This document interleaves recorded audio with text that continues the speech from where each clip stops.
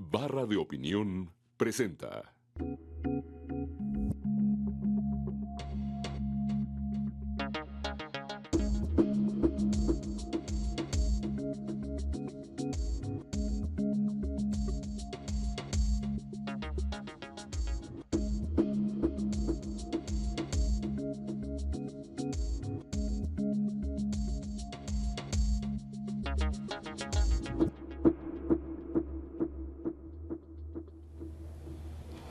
¿Qué tal? Muy buenas noches. Desde hace muchos años, desde hace varias décadas, en México se habla de reforma política y cuando escuchamos esa frase, normalmente lo que entendemos nosotros es que se van a cambiar nuevamente las leyes electorales, porque nuestra tradición reformista se ha concentrado básicamente en la pista de las elecciones, en el modo en que se compite por acceder al poder, en la organización de las elecciones, en el árbitro electoral.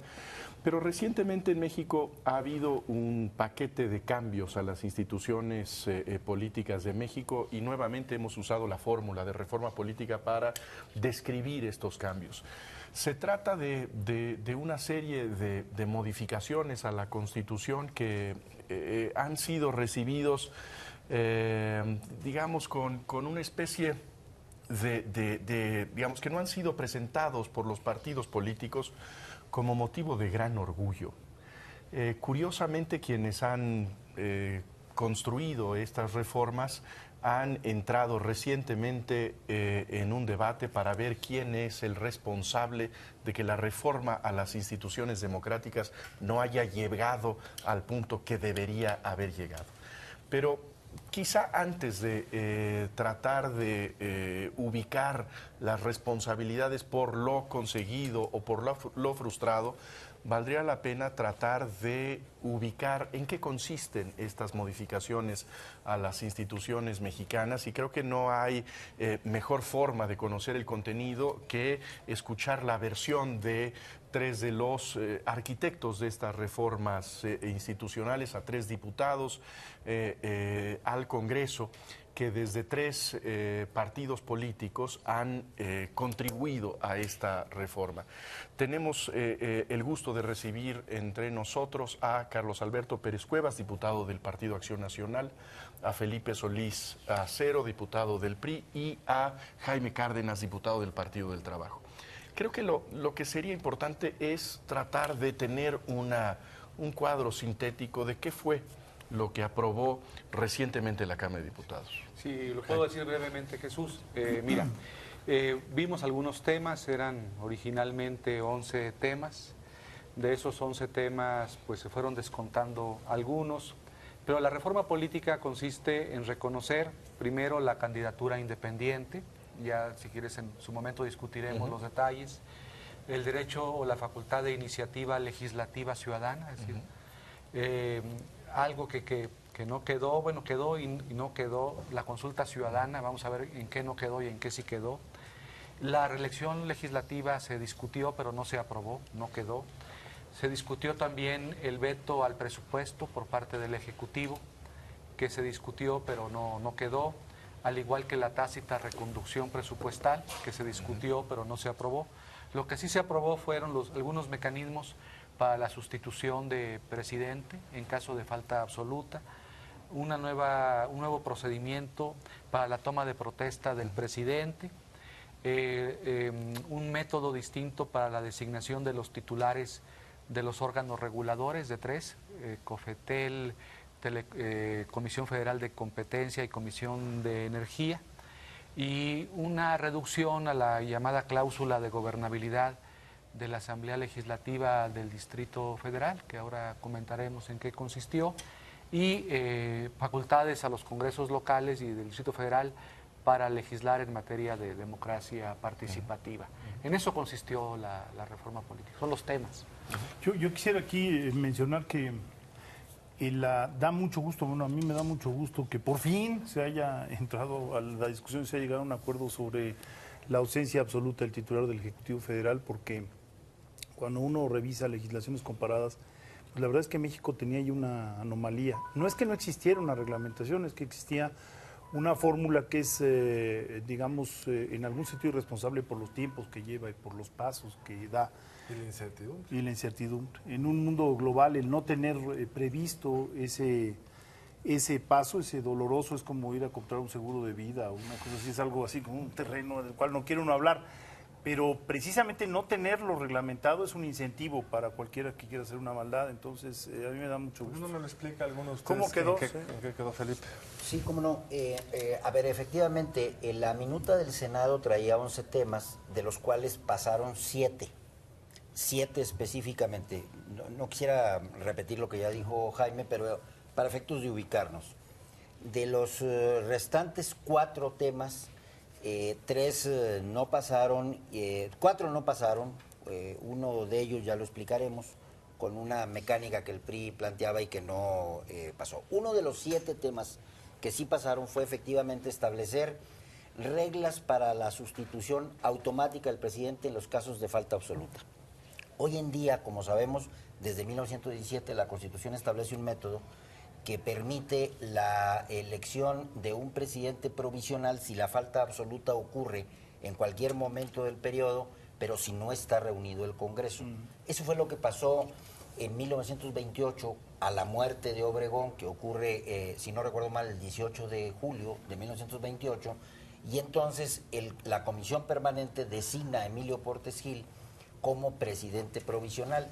Con esa calidad llega a la presidencia de la República, 18 meses para luego lo que ya sabemos. Curiosamente, en esos 6 años podemos ver las 3 figuras de presidente que la Constitución establece.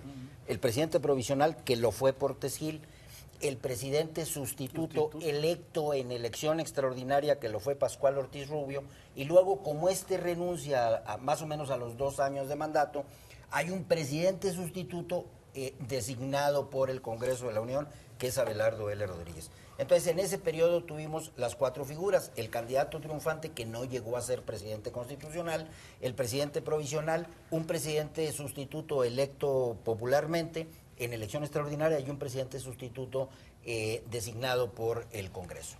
Pero efectivamente lo que ha dicho Federico es cierto.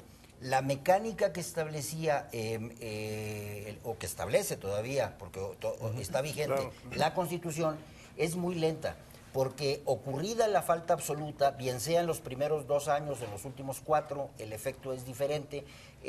Hay que convocar al Congreso de la Unión para que éste haga la designación del presidente que corresponda.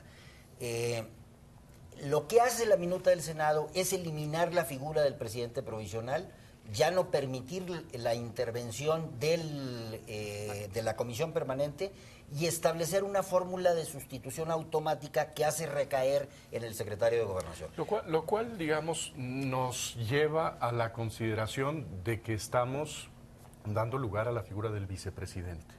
No estamos llamándole de esa manera, pero a partir de que esta reforma entrara en vigor, el secretario de Gobernación sería el vicepresidente de México.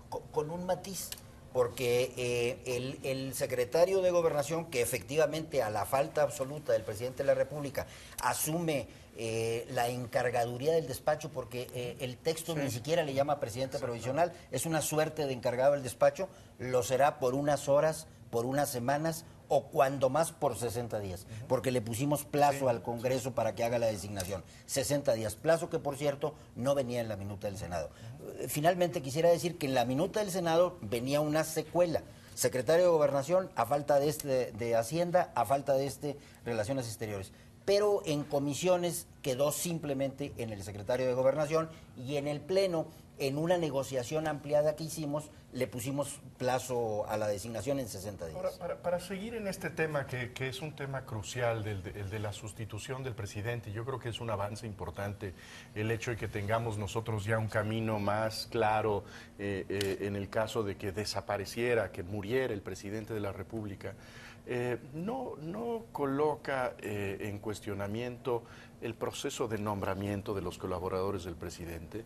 Es decir, el nombramiento del secretario de Gobernación es un nombramiento que, cumpliendo con los requisitos de la ley, puede hacer el presidente de la República a quien se le dé la gana. puede ser su compadre, puede ser su pariente, su primo.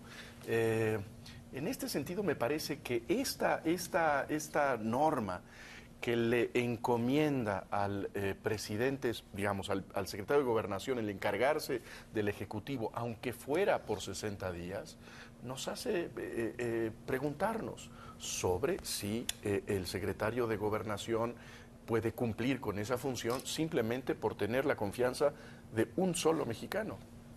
Bueno, yo creo que eso es lo que sigue, ¿no? A mí me parecería que lo que sigue es justamente plantearse eso, porque efectivamente la reforma no plantea limitación alguna al derecho de designar colaboradores del presidente de la República, que es bastante libre, no tanto como para designar parientes, porque ahí sí hay una limitación del título cuarto de la Constitución, pero digamos, fuera de los parientes, en los grados que están restringidos en el título cuarto, la designación es libérrima. Eso es cierto y me parece que ese es el paso que sigue. Ahora, sí creo que la acotación que hizo Felipe es todavía más seria, más fuerte, yo diría.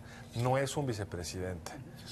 Creo que sería confundir llamarlo así. Pero no termina el periodo No termina, sexenal. es el que se encarga de encauzar un proceso para que no quede el vacío. Pero ese debate se dio, eso que dice Jesús es un debate que dieron algunos diputados y muchos cuestionábamos el hecho de que 60 días era demasiado tiempo, que podía haber un ánimo de permanecer en el poder o de hacer un mal uso del poder, que tenía que ser el plazo mucho menor, más acotado, una semana, 15 días, pero 60 días nos parecían mucho. Fue parte del debate. Pero en todo hay siempre un costo-beneficio. Si lo acortas mucho, le quitas el beneficio de la conducción del Pero proceso. además hay limitaciones, ¿eh? El texto completo establece la restricción. Ese señor, el secretario de Gobernación, mientras es encargado del despacho, no puede mover funcionarios sin permiso del Senado.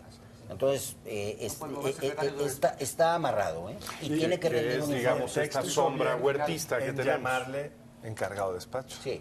Para que no haya ambigüedad al respecto. No dice exactamente encargado del despacho, pero sí no utiliza la palabra presidente ni Encargado provisional. provisionalmente. Dice encargado provisionalmente de la titularidad del Ejecutivo Y Federal. algo que para nuestra historia es siempre relevante por la sospecha sistemática que tenemos, es que no puede ser candidato a la presidencia de la República. Ese no fue puede. es otro debate. Yo creo que está matizado, y regreso a la expresión de vicepresidente, porque en realidad el vicepresidente, si estuvo en la boleta, lleva un contenido político. Es decir, hubo una población que votó por él.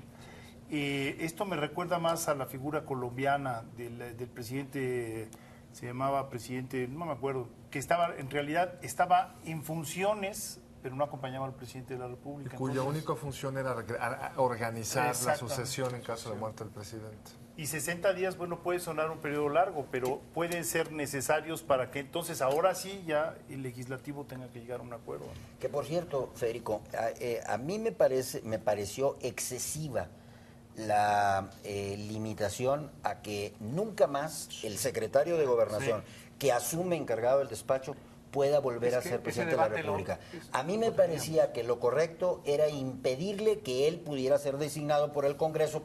Dos cosas. Primero, presidente interino o sustituto según el caso. Es decir, tú eres el secretario de Gobernación, no podemos pensar en ti, Congreso, para efectos de designarte. Y luego, si la falta ocurriera en los primeros 2 años y hubiese necesidad de una extraordinaria, tú no puedes participar en ella.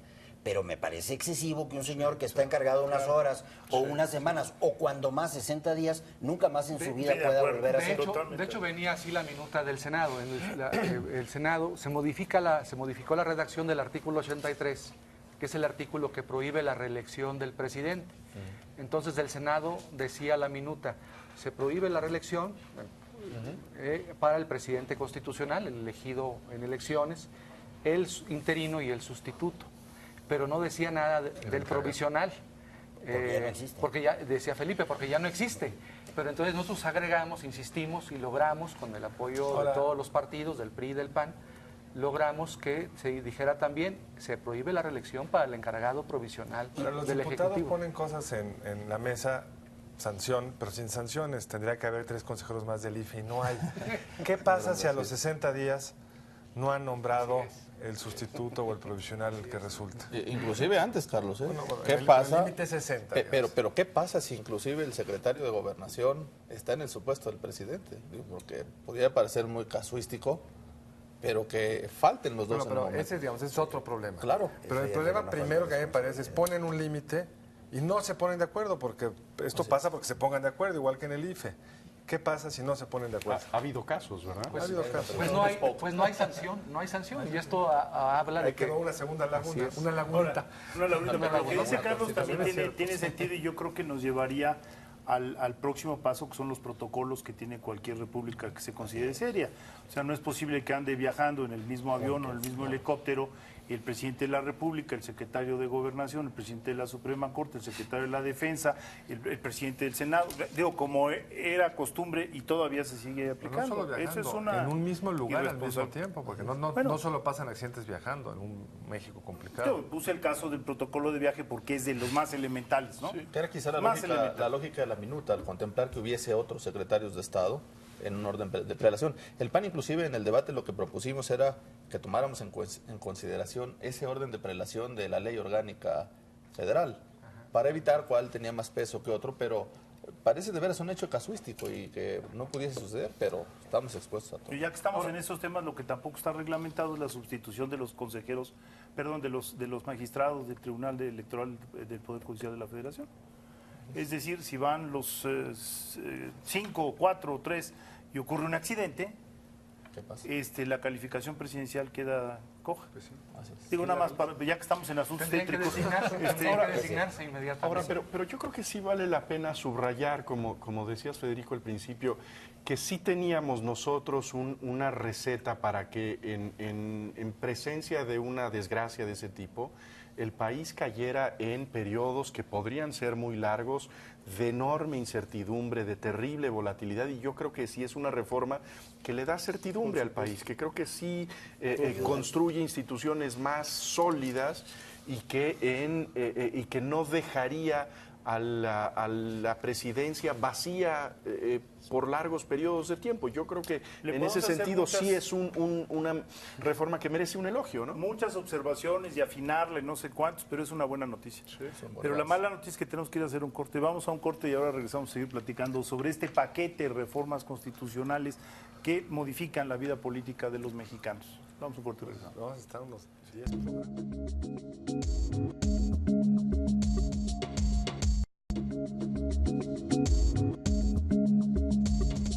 Estamos de regreso en Entre Tres, discutiendo las complejidades de la reforma política. Ya vieron que un solo tema nos tomó simplemente discutirlo un segmento, es que vamos a estar como 15, y eso que no tenemos que ponernos de acuerdo en nada, así que realmente es un tema complicado. Pero creo que uno de los temas que más le interesan a los ciudadanos es este tema, lo vimos en la elección intermedia en el 2009, pues un clamor casi, digamos, hubo muchos mexicanos que anularon su voto pidiendo, presionando que hubiera más apertura, que fuera posible para un ciudadano inscribirse sin ser miembro de un partido.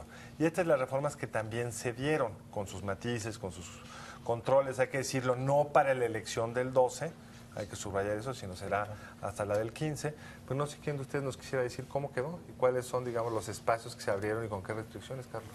Bueno, yo creo que hay grandes avances. Hace un momento hablábamos de la consulta ciudadana. Nosotros votamos en contra cómo quedó al final y es un diferendo que se dio muy fuerte con el PRI. La minuta del Senado hablaba de un umbral del 40%, pero para que entendamos que quiere decir un 40% sobre el total de los votos electorales, algo así como 38 millones de votos para que la consulta fuera imperativa, fue vinculante, ¿no? Obligada a determinar, y requería el 2% sobre ese mismo porcentaje para solo poderla pedir. El avance en Cámara que logramos es bajarla a 25, algo así como 20 millones, y que sea el 1% que la pida.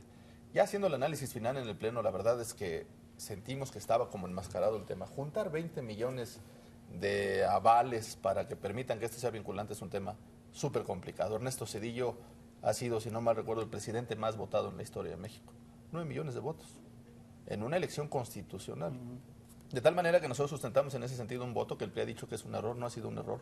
Con ese voto nosotros salvamos que regrese al Senado, que se vuelva a rediscutir, que tratemos de bajar mucho más los umbrales. Ese es un gran avance. Avanzamos, por ejemplo, en los temas de tener la certeza, como ya habíamos dicho hace un momento. ¿Por qué no del nos presidente. quedamos en este tema Es un tema de importante. la consulta? Porque aquí hay claramente una posición distinta del PRI y valdría la pena conocer cuáles son los argumentos de los priistas para sostener estos requisitos que sí parecen elevados y que, digamos, nulifican prácticamente la posibilidad de que esto se eche a andar. Aunque no, Sí, cómo no, con mucho gusto. A ver, este tema efectivamente venía del Senado de la República con una planteado en 3 lugares diferentes. Voy a comenzar de atrás para adelante. Venía en el artículo 73 en las facultades del Congreso para que el Congreso pudiera legislar en esta materia como en otras. Consulta popular, iniciativa ciudadana, candidaturas independientes. Venía en el artículo 36 que establece las obligaciones del ciudadano. Hoy día es obligación del ciudadano votar en las elecciones, se le agregaba votar en las elecciones y en las consultas populares. Obligación ciudadana. Y venía en el artículo 35 que son derechos de los ciudadanos, con una fracción octava muy desagregada, muy amplia, que establecía quiénes la podían pedir, la consulta popular, el presidente de la República, el 33% de cada cámara o hasta el 2% de los electores inscritos en el registro, en la lista nominal de electores. Venía la obligación del IFE de organizarla, venía la obligación de la Corte de determinar la procedencia constitucional de los temas sujetos a consulta, venía el umbral del 40% para hacer la vinculatoria, venían los temas en los que no puede haber consulta, el tema electoral, el tema de ingresos, el tema de gasto, de derechos humanos, de seguridad nacional, etcétera. Temas que son comunes casi en todas partes. La posibilidad de hacerla en la jornada electoral, etcétera. En las comisiones, el tema fue analizado con todo detalle. Y efectivamente, en comisiones se disminuyó de 2 a 1%. El monto requerido para solicitarla. Que son como 800,000 ciudadanos. Y se disminuyó del 40 al 25% el umbral requerido para que fuera obligatorio el resultado de la consulta. Eso es de participación. De participación, sí. Es muy pertinente el comentario, no de los que digan sí o no, sino de los que participen. Se pidió un 25%. Digamos, como el quórum de asistencia. Como quórum de asistencia. ¿Por qué? Porque, entre otras cosas, una cuestión que se puede someter a consulta popular de los ciudadanos es la determinación del Congreso de legislar o no legislar sobre una materia. Entonces, el Congreso puede decir, a ver, ciudadanía, dime si legislo o no en este tema que es controversial. Bueno, se requiere un mínimo de sustento de manera que no sea una población marginal respecto del total del país la que esté imponiendo una legislación.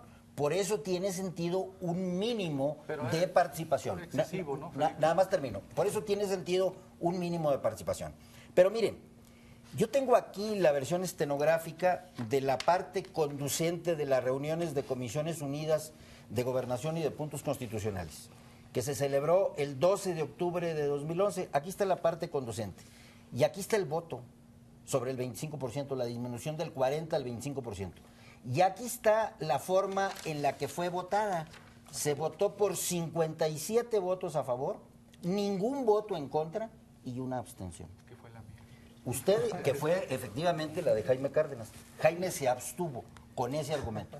El PAN, Pérez Cuevas aquí presente y todos los demás, igual que los del PRD, votaron a favor. Aquí se las dejo, ahí está la versión estenográfica. Entonces resulta, pues la pregunta es ¿por qué se desdice verdaderamente sorprendente que el 12 de octubre el PAN vote a favor. Aquí está la versión estenográfica, la puedo mandar completa si quieren, pero aquí está la parte conducente. Aquí está la parte conducente.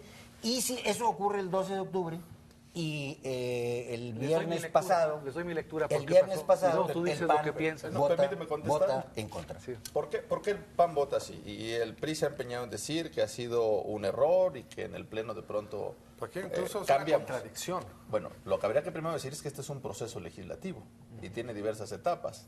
Si este argumento fuera del todo válido, entonces no tendría razón de ser La lo votación que hacemos en la Cámara, Claro, en el Pleno. porque Ya tendríamos se que votó en sujetarnos a comisiones. lo que nos dice el Senado, a lo que viene luego en comisiones, y no podríamos desdecirnos, si no es un proceso de revisión. En ese momento consideramos que habíamos logrado bajar los umbrales, de 40 a 25 parece atractivo, de 38 millones a 19, bueno, para tener ese umbral, bajarlo al 1%, alrededor de 800,000 para poderla pedir, parecía, pero en ese momento construimos el acuerdo.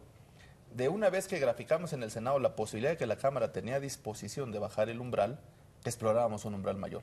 El PRD incluso proponía un umbral de 0.36, que es mucho más alcanzable, tampoco lo deja abierto. Nosotros proponíamos 0.13. Ahora, desde el punto de vista, más allá de la mecánica, yo comparto el argumento del diputado de Felipe, digamos. Sí creo que en los temas importantes, si nos vamos a estar saltando a los órganos de representación por la razón que sea, pues quiere decir que es un tema que importe, que la gente está dispuesta a votar, y si no quiere salir a votar, pues quiere decir que el asunto no tiene suficiente mérito. O sea, de lo que Ni ganó el PRI. modo, porque lo otro se presta ciertamente a que grupos pequeños, bien movilizados, Sí. puedan llevarnos a reformas que no representan el verdadero Así interés es. mayoritario. Hay que hacer ese cargo, que si uno quiere consultas populares, tiene que salir a votar. El tema es, una de las cuestiones más discutidas en la Cámara, fue que el PRI propuso desde la Comisión de Puntos que la consulta popular no pudiese celebrarse en año electoral, durante la jornada, sino que la consulta popular podía realizarse una máximo al año y siempre y cuando no se tratara del año electoral. Esto, desde luego, si haces consultas en año que no es electoral, desincentivas la participación de los ciudadanos. Entonces, para que hubiese esa participación del 25%, como quedó, Pero incluso es tramposo, ahí te montas en debió la- haberse en la- dicho que se permiten consultas Yo en la creo jornada que electoral. echas a perder la elección presidencial, que tiene que ser de presidente, no Pero- de temas. pero Yo también creo puede que girar sí. sobre Fundes temas. agendas. Yo Pero vale la pena, falta Aquí una estoy etapa. totalmente- Falta una etapa importante. El PRI ha construido el argumento como si se hubiera enterrado, incluso era el término que ellos expresaban, o se hubiera dinamitado el tema de la consulta popular. Eso no es verdad. El tema regresa al Senado y ese voto en contra da la posibilidad de reconstruir con una posibilidad mayor, cuidando que no se vaya para que grupos organizados puedan tener esa posibilidad de incidir, que sean menores, pero sí teniendo umbrales que sean mucho más alcanzables. Pero ahí, a ver, yo nada más quiero introducir un elemento. En Estados Unidos, en elecciones regulares, se presentan muchos temas a consulta. En locales. Locales, por supuesto, muchísimos. Y esto es algo común, sí, pero es un régimen diferente al nuestro. Entonces, sí coincido en el hecho de que llevarlo a un régimen presidencial tiene sus bemoles, y tiene hay que manejarlo con cuidado. ¿Por qué? Porque es una norma que nació de una forma distinta. Entonces, el tener un umbral alto y separarlo de los procesos electorales hace que la agenda esté más clara. Porque si no, un candidato popular puede en su campaña incluir una reforma que suene muy bien y que por el carisma mismo del candidato pueda progresar. Si a eso le sumamos el papel de los medios, pues entonces puede haber reformas importantísimas, digamos, en términos digamos, schmittianos, de decisiones políticas fundamentales, que se modifiquen por una oleada electoral. En fin, yo creo que todos vamos a tener que aprender. La nota positiva es que se abrió. O sea, a lo mejor le vamos a tener no se que termina de encontrar- abrir, No ¿no? se termina de abrir porque falta, regresa al Senado. A ver, en la fracción octava del 35, donde estaba todo lo que narré de la consulta popular, fue votada en contra y por lo sí, tanto sí, salió. sí. Salió. No es estrictamente cierto que el Senado lo pueda recuperar porque hay allí un problema de criterio. Hay dos interpretaciones sobre el artículo 72, apartado E.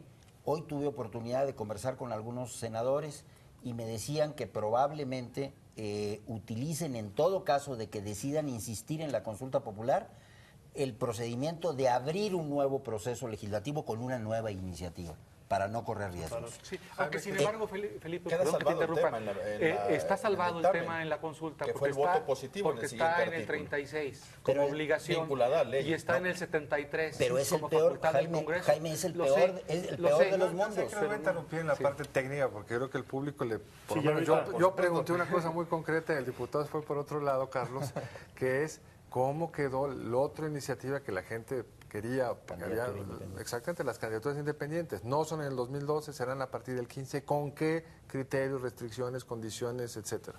No sé quién Bueno, quiera nosotros contestar. en el PAN impulsamos el tema el 2012, no salió. El PRI no tenía interés de que saliera, pero yo creo que el tema central es que eso se mezcló con otros asuntos.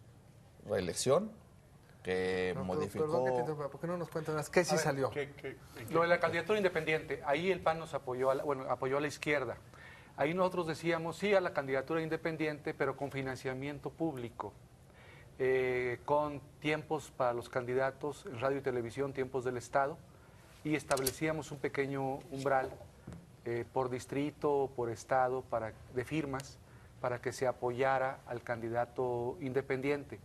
Y ahí el PAN apoyó a la izquierda, pero el PRI no quiso que estableciésemos ningún tipo de restricción en el texto y dejaron que toda la regulación de candidatura independiente fuese a la ley secundaria. Entonces, ¿qué quedó? Simplemente ¿Qué quedó? Te digo lo que dice la idea general. Sí, ¿no? la idea es quedó que la candidatura queda la candidatura, pero no para el sin proceso restricciones. 2012. Así No es. se requiere la firma ni de los papás del candidato o de quien quiera Sí, ser pero no candidato. va a llegar Carlos a Pero decir, para yo quiero mejor ser candidato ocasión. independiente, Así es. dame financiamiento público, ¿no? Y efectivamente nosotros pensamos que técnicamente lo relativo a financiamiento público, a reglas para el acceso a radio y televisión, la representación ante los órganos del IFE y algunas otras cuitas deben ir Tienen efectivamente toda a la una ley razón, creo secundaria. yo, pero en temas análogos para diputados y senadores están en la Constitución. Así es. Y el miedo que nos da a Hay que nosotros tener en la izquierda es congruencia. que en la legislación secundaria vayan a establecer requisitos excesivos, que les vayan a cortar el financiamiento público, que les vayan a restringir el acceso a radio Entonces, y televisión. hoy todavía falta eso. Falta eso. Entonces todavía no sabemos cómo Así quedó. es. Está la Simplemente figura, no está está el sustento. Está la Está figura, sin pero no hay requisitos, la ¿eh? regulación. Está iniciativa preferente, la posibilidad del presidente de presentar Dos iniciativas dos por iniciativas preferentes por Eso periodo. vale la que eso pena quedó- explicarlo al es gran público. importante, ¿no? porque- Explícalo tú, porque fue una propuesta del PAN. Es propuesta del PAN. El propio presidente puede presentar iniciativa preferente el día de la apertura de cada periodo ordinario. Puede señalar con el carácter de las iniciativas que hubiera presentado anteriormente. ¿Qué significa esto? Que si en las propias comisiones durante el periodo no se ponen de acuerdo para poder dictaminarlas, pasarán al Pleno y el Pleno estará obligado 30 días. a discutirla en el plazo de 30 días y entonces habrá la posibilidad de tener certeza sobre temas que le interesen al Ejecutivo. Y sobre todo digamos, llamar a la responsabilidad de las distintas fuerzas políticas que frente a estas iniciativas tendrán que pronunciarse. ¿Sí o no? Y yo creo que es un reclamo que ha hecho el presidente Calderón en donde tiene buenos argumentos. Mando yo iniciativas y el Congreso ni siquiera las examina. Esto obliga a las fuerzas políticas a Pronunciarse. decir públicamente que la rechaza o respaldarlas, pero decirle a la ciudadanía cuál es su postura. Yo creo que es un avance también, ¿no? Yo haría dos comentarios muy breves. El primero es que es un mecanismo de equilibrio entre el Congreso y el presidente de la República, que por cierto también venía en la iniciativa del PRI. La iniciativa de los senadores encontramos acuerdo. también venía. Y segunda cuestión, la iniciativa preferente equilibra también la cancelación del veto de bolsillo. Era una con otra. El presidente tenía el veto de bolsillo, ya se canceló. O sea, ya, explícanos rápido qué es el veto de bolsillo, el para que veto, el público esta, tenga claro. esta posibilidad que tenía el presidente de la República de recibir un decreto del Congreso de la Unión para publicarlo en el Diario Oficial de la Federación, agarrarlo, meterlo al bolsillo, al cajón y no ordenar la publicación y por lo tanto una norma aprobada por el Congreso que nunca entraba en vigor. Eso desapareció con una reforma reciente de esta legislatura. Hacía falta equilibrarlo con la iniciativa preferente. Y de alguna manera acabamos un poco con la congeladora legislativa en estos dos temas que el presidente puede presentar. Pero también hay una acotación precisa que habrá que decir. No podrá tratarse de reformas constitucionales. Yo creo que ese es un tema que Reformas perfectamente legales, acota leyes. para tener estos equilibrios que dice Felipe Solís. Es cierto. Muy bueno, tenemos que hacer una pausa. Regresamos pronto a seguir hablando de estos cambios recientes a las instituciones políticas mexicanas.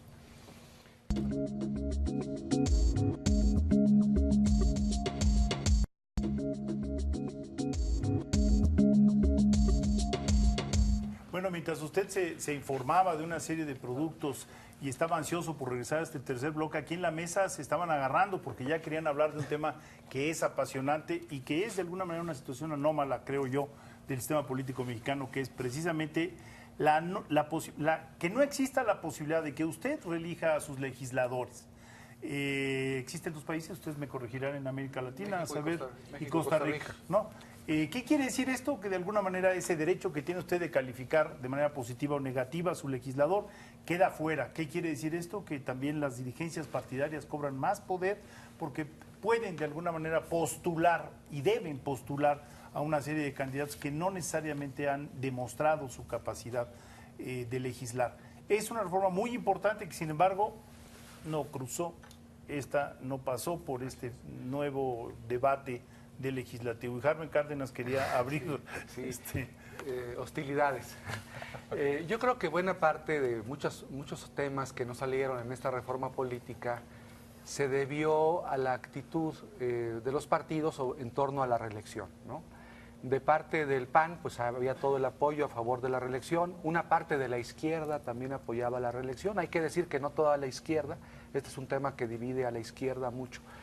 Pero en el PRI, el argumento del PRI fue, no podemos aprobar la reelección, mejor organicemos la primer consulta ciudadana para que le preguntemos a la gente si quiere o no la reelección. En las encuestas aparece que la mayoría de los ciudadanos no quiere la reelección. A lo mejor el PRI jugaba con esa baza, pensando que si lo consultamos, la reelección no va a ser aprobada por los ciudadanos y entonces no tendremos reelección legislativa. Y esto contaminó todo el debate de la reforma política. Contaminó el tema de la consulta ciudadana, contaminó la discusión en torno a ese artículo 4º transitorio de la consulta por única vez, porque hay que decir que en la materia de consulta, como lo explicaba hace un momento el diputado Felipe Solís, se prohibía la consulta en materia electoral. Y sin embargo, la primera consulta que se iba a realizar era una contradicción, era en una excepción en materia electoral, preguntarle a los ciudadanos si se realizaba o no la reelección. Una aclaración. Pues esto contaminó todo. En las encuestas lo que se ha detectado es que la gente, al escuchar la palabra reelección, piensa en la reelección presidencial. Sin embargo, tenemos señales encontradas, porque el voto nulo en la elección del 2006, que fue medido, lo que ubicaba era un enorme distanciamiento entre la población y los legisladores, es decir, la gente no se acordaba el nombre de su legislador, ni había tenido contacto con el legislador el 70 y tantos %. Entonces, creo que la discusión ha ido evolucionando de esa expresión, de ese reactivo que provoca una reacción, es decir, no reelección, jamás, si esto provocó una revolución, cuando ya se le matiza en las encuestas al ciudadano, la posición es muy diferente. Quizás esta frase permanente de sufragio efectivo, no reelección, es lo que se ha permeado demasiado en el ideario popular.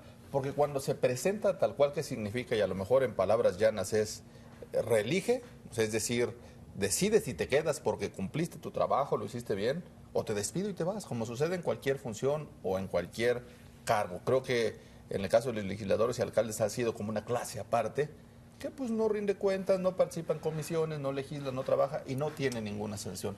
Ahora esto pretendía que así fuera. Yo de hecho sustento el voto del PAN y así lo discutimos al menos, en que teníamos que desvincular este esquema, que encontrábamos una contradicción del PRI en el tema de llevar a consulta popular el tema de la reelección.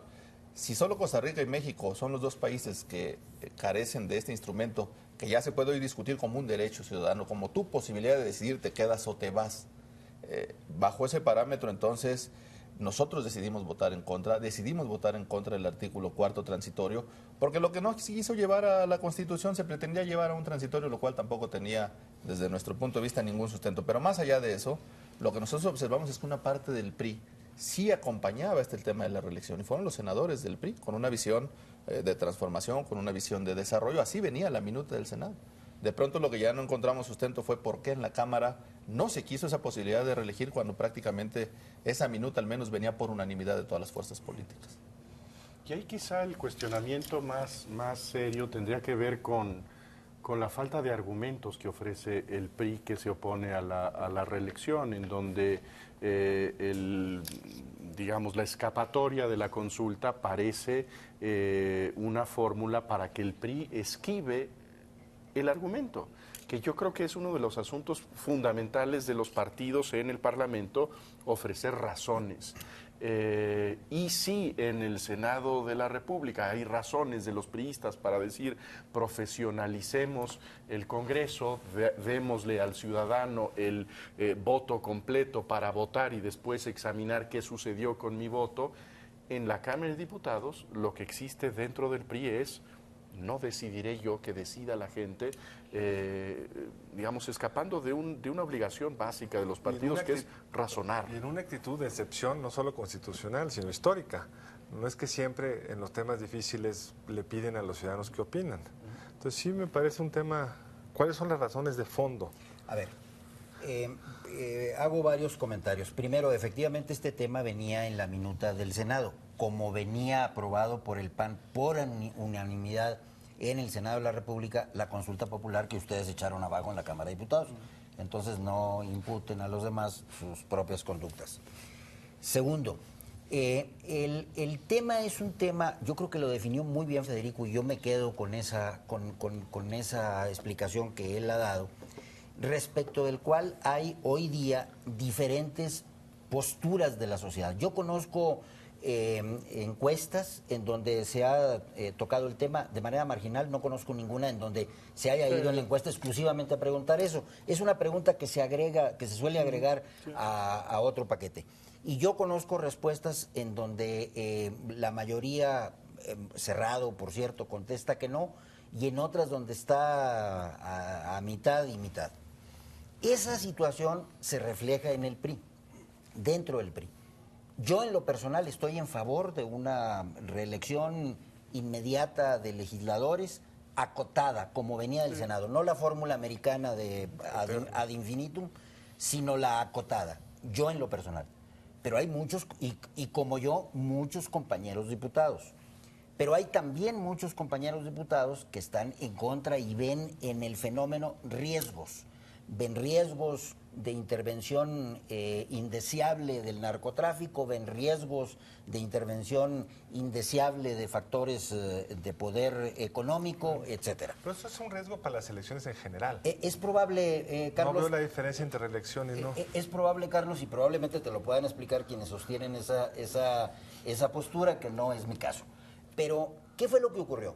Que frente a una percepción social de división sobre el tema, no me detengo más, exactamente como lo ha planteado Federico, y una evidente diversidad de opiniones internas dentro de nuestro grupo parlamentario y dentro del partido en general, nosotros optamos por señalar, no escapando al problema, sino más bien diciendo, bueno, que sea la sociedad la que defina. ¿Por qué no es escapar del problema? Es escapar de una decisión. No, y los partidos políticos deben definir frente a la ciudadanía. Hace un momento hacíamos el elogio de la iniciativa preferente. ¿Qué pide la iniciativa preferente? Una postura pública de los partidos. ¿Qué no hizo el PRI en este asunto? Una postura pública frente a la ciudadanía.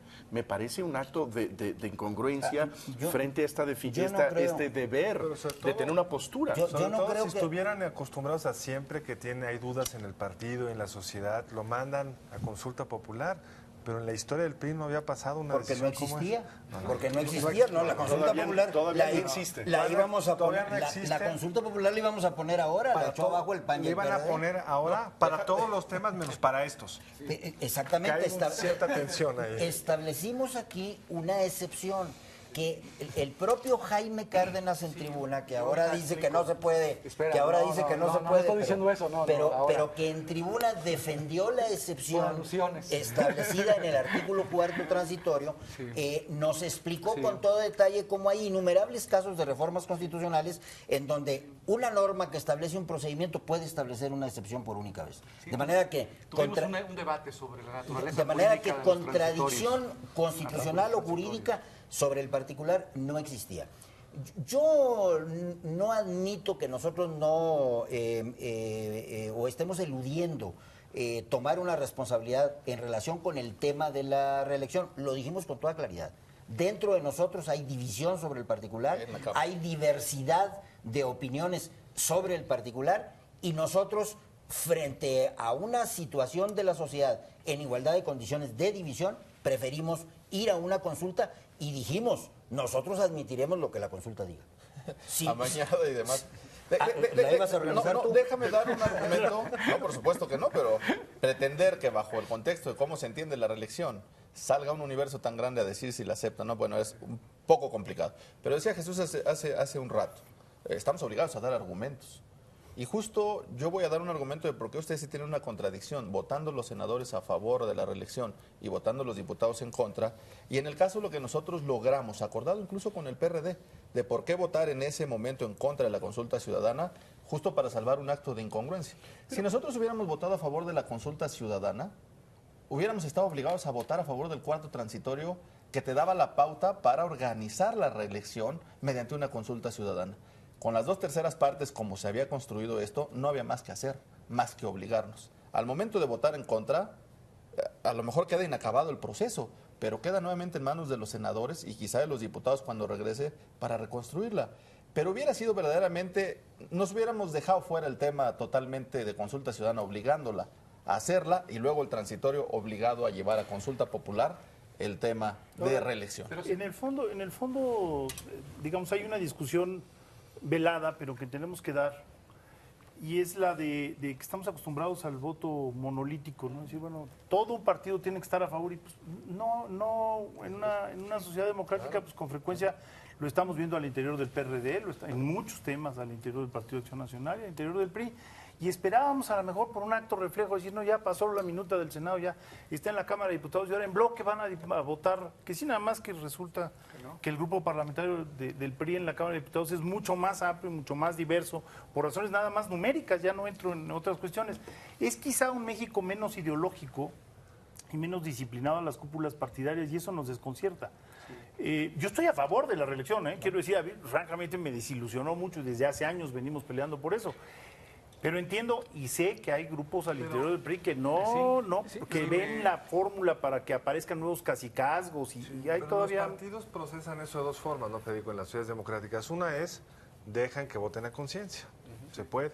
Sí. La otra es, votan al interior de su fracción cuál de esas posiciones es la mayoritaria. Y el que quede en minoría asume que perdió y se pliega y explica y da los argumentos de la mayoría. Claro. Esta cosa de un partido no definiéndose, sí creo como dice Jesús, que no es votar en ese sentido, pero que no cumplió. No hubo un legislador del PRI, si no mal recuerdo, de Yucatán. Fue un legislador del PRI que votó en contra de ese sentido. Y bueno, era el acabose en el pleno con sus compañeros. El diputado García Granados de Sinaloa. Es muy interesante ver los argumentos que esgrimían los compañeros del PRI en el debate sobre la reelección. Se argumentó, tú me corregirás, Felipe, los documentos básicos, ¿no? Algunas declaraciones o algo de los documentos básicos del PRI, en donde en algún momento se habían pronunciado en contra de la reelección de legisladores. Ese fue uno de los argumentos. Pero eso aplica para senadores o para diputados. Bueno, eso lo argumentaron. Vale la pena saberlo. Simplemente voy relatando, narrando los argumentos que dieron. Otro argumento fue pues, el temor a que el legislador reelecto, si se permite financiamiento privado, sea correa de transmisión de los intereses económicos, ¿no? Si recibes financiamiento privado, entonces vas a defender para reelegirte los intereses económicos que te llevan al cargo. Ese fue una falacia. Ese fue otro argumento. Bueno, los representantes de los cañeros. Termino. No, sí. Así es. Pero fue un argumento. Estoy dando los argumentos. El otro argumento tenía que ver con el poder mediático, que los medios iban a influir y decir que legisladores se reelegían y no tanto los ciudadanos. Y el otro argumento fue el que decía Federico hace un momento de los cacicazgos, ¿no? Que iba a fortalecer cacicazgos. Lo complicado es que todos son argumentos contra la democracia, contra la elección. Todo eso se aplica un riesgo para reelección o elección. Ahora, yo creo que nos queda poco tiempo del programa y a mí lo que me llama la atención es que estamos ante el nacimiento de una reforma política y lo que percibo es que hay una especie de vergüenza de los creadores de la reforma política frente a su criatura, en donde, es que ellos fueron los culpables de haberla frustrado, fueron los de allá. Fueron los incongruentes del PAN los que frustraron la consulta popular. Fueron los incongruentes del PRI que votaron en contra del Senado. Hay una especie de hijo malnacido en donde no hay nadie que haya sido el responsable de esta reforma. Y creo que es una reforma muy limitada, pero creo que es una reforma positiva. Sí. Yo coincido contigo. Además, pudiera ser un síndrome generalizable, ¿no? O sea, en realidad hay un producto, todos hubiéramos deseado más reformas, que fueran mejor, pero hay un producto y sin embargo no logra haber un consenso sobre el producto, que es de todos. ¿No? Sí, es una reforma desde luego muy limitada, o sea, los temas fundamentales de una reforma política no se trataron, están pendientes, pero yo encontré un ánimo, o sea, en todos los grupos parlamentarios, el ánimo es de que nos quedamos con ganas de más, ¿no? De mayor transformación. Lo que quedó claro es que necesitamos, después de este debate, que fue muy intenso, 50 horas, ¿no? 50 horas. Yo desde que soy diputado, bueno, es la primera vez que soy diputado. Y ya no vas a ser diputado. Y ya seguramente ya no, y seguramente ya no. Si hubiera reelección, este debate se pudiera dar. Subrayaría No otra aplicaba cosa. para nosotros. En esta reforma hay muchos temas que eran tabú durante mucho tiempo para los partidos, para el PAN y para el PRI particularmente. Y dejaron de ser tabús. Las candidaturas independientes ya están, los mecanismos de democracia semidirecta ya están caminando. Esas cosas que eran indiscutibles están. Ahora tenía que tratar a Chucho de vocero. Te voy a contar algo entre el PAN y la izquierda. Incluso los temas que no Sí, se pudieron por construir, ejemplo, el debate fue muy hay un tema que no se intenso. pudo construir, que fue la revocación de mandato. Encontramos. Que no venía en la minuta. No venía en la minuta. Por fortuna no, Pero no se aprobó la déjenles digo revocación cómo de fue la mandato, negociación por entre la fortuna. izquierda y el PAN sobre la reelección y la revocación de mandato. Al PAN no le gustaba la revocación de mandato. Y en la izquierda había muchos que hacían fuchi a la reelección. Entonces el acuerdo fue, si ustedes apoyan la revocación de mandato, nosotros apoyamos la reelección. Bueno, dicho Eso fue así. interesante, así fue. A confesión de parte No, no, con sí, relevo de pruebas. No, no es Para el PAN vergonzoso. me parece Pero una no, vergüenza. no, pero es importante porque, o sea, Bueno. Felipe lo ve con un sentido malévolo, pero, yo creo no hay que verlo así, vergonzoso. sino hay que verlo en un sentido positivo, ¿no? En un sentido positivo. En un sentido positivo porque estábamos tratando de abrir espacios, ¿no? De entendimientos. Tal vez no muy es que ahí refinados. es nuevamente el problema. El PAN no tenía argumentos para defender la revocación de mandatos y sin embargo fue con ella. Así ¿Por es. qué? Por un pacto con Con nosotros, el con la PRD izquierda, en sí. contra del PRI. Confesado públicamente. creo que- Bueno, ahora el PRI ha dicho que va con la es un revocación poco- de mandato. un poco penoso el proceso legislativo. Ahora el PRI dice que va con la revocación de mandato. Estamos discutiendo eso en la comisión de en puntos. comisión. Y espero que tengan Les palabra. voy a tener que revocar la palabra porque se acabó el tiempo. Felipe, Jaime, Carlos, Alberto, muchas gracias. Y gracias a ustedes por acompañarnos en esta emisión de Entre Tres. Los esperamos el siguiente lunes a la misma hora. Buenas noches, me cambiaron la cámara. Buenas noches, que les vaya muy bien.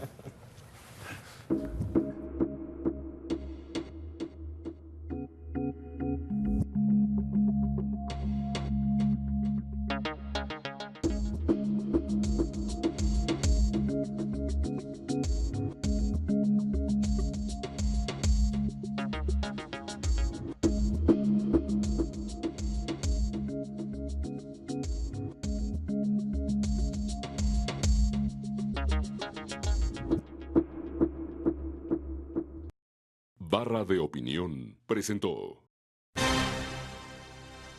Por primera vez en muchos años, la Cámara de Diputados y el Senado de la República votaron en tiempo y forma la Ley de Ingresos de la Federación para 2012, lo que contribuye a dar certidumbre legal y económica al proceso de aprobación del paquete presupuestal.